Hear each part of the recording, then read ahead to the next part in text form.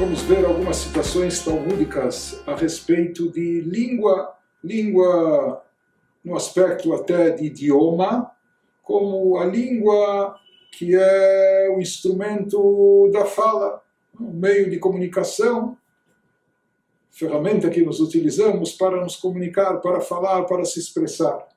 É bom saber, assim está no Tratado Sanhedrin 17a, Ein moshivim beSanhedrin ela yodim beshivim leshonot shelo. De Sanhedrin shomat mipi hameturgeman.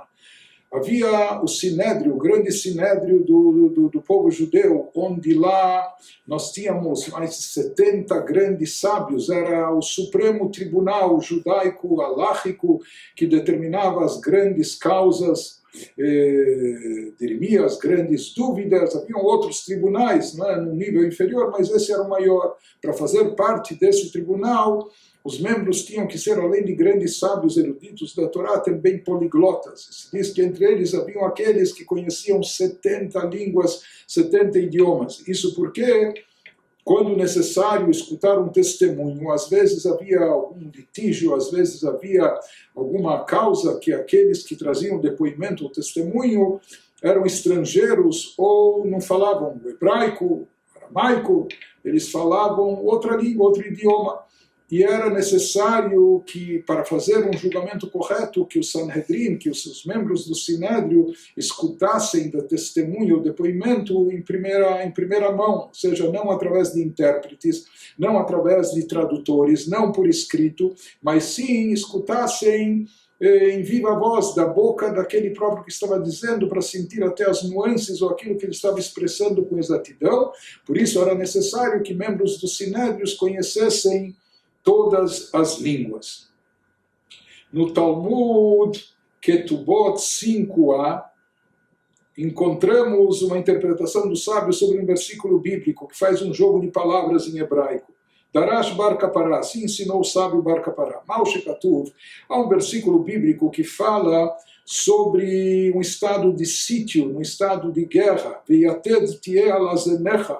E lá se fala de cuidados que tinha que se tomar até mesmo em estado de sítio, mesmo em plena guerra, para que o acampamento fosse preservado no nível de pureza, inclusive limpeza, pureza. E se fala que devia haver até uma certa estaca perto das tendas de campanha militar. Então lá há uma palavra chamada azenecha, se referindo a essas estacas sobre as tendas, mas os sábios interpretam fazendo um jogo de palavras similares em hebraico, altikreia azenecha, ela osnecha. Você pode ler essa palavra da Torá, uma vez que a Torá está escrita sem pontinhos, que são as vogais. Então essa mesma palavra você pode ler osnecha. Osnecha significa o teu ouvido. Portanto, se a gente traduzisse ou interpretasse esse versículo que fala da estaca, só que agora sobre o teu ouvido, qual seria então o significado e a mensagem disso?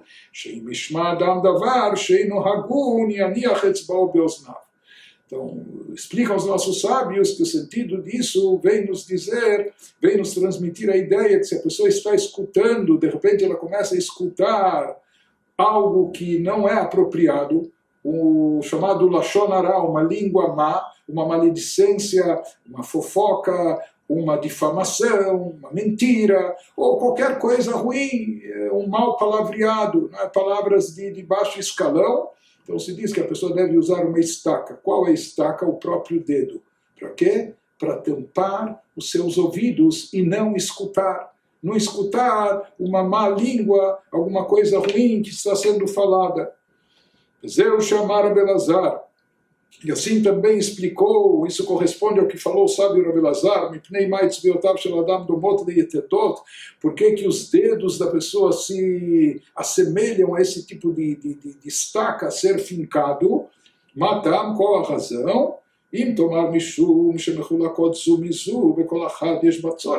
os dedos, nós temos, a mão não é uma peça só. Nós temos 5 dedos e isso nos dá facilidade de fazer movimentos, de tomar coisas, de pegar coisas, de segurar coisas, mas ele nos diz que não é apenas com esse intuito, com esse objetivo.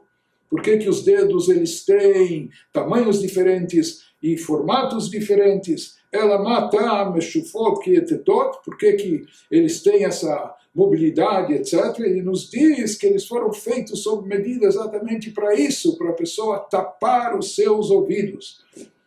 Sheim mishma adam davar sheino hagun, se a pessoa ela está numa rodinha ou está em algum lugar e começa a escutar alguma coisa que não é apropriada, não continue escutando. E coloque os dedos no seu ouvido. Se a pessoa tem um fone de ouvidos, diz que vai se desligar escutando outra coisa, mas daqui nós vemos a importância e o cuidado que os nossos sábios atribuíam a não escutar coisas negativas. Quando uma língua está falando coisas nocivas, coisas às vezes venenosas, ou coisas ruins, simplesmente não dê ouvidos, tape os seus ouvidos e não escute.